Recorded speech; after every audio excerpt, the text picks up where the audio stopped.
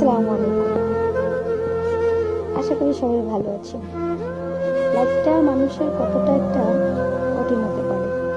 যেদিকে লাইফকে নিজের মতো করে নিজে গড়ায় নিতে পারি, মিথ্যা এক ভালোবাসার পিছনে না ছুটে বাস্তবতার সাথে লড়াই করে যেদিকে বাঁচা যায়, তাহলে আমি মনে করি সবচেয়ে ভালো হয়।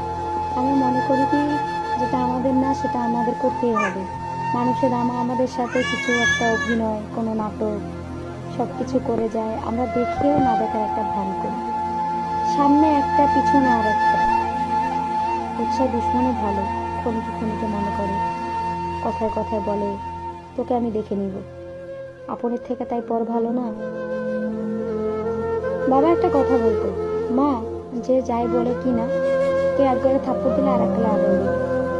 ছোটবেলা থেকে দেখেছি আমি আমাকে আমার মতো করে বড় করতে। মাথাতে রাখে নেই উকুনে খাবে, মাটিতে রাখে নেই পিঁপড়াই খাবে। তাই এখন আর ওই দিনটা নাই।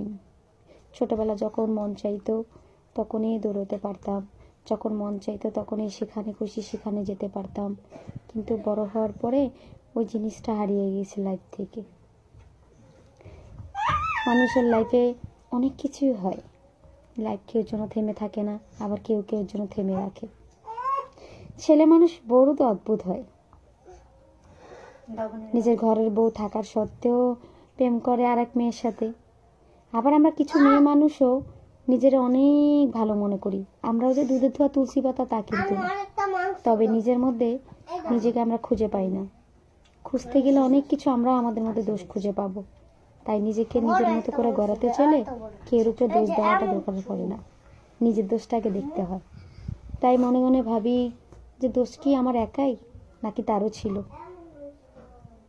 নাকি তার একা, নাকি আমারও ছিল। মাঝে মাঝে ভাবি যে আমি যার সাথে গেম খেলতেছি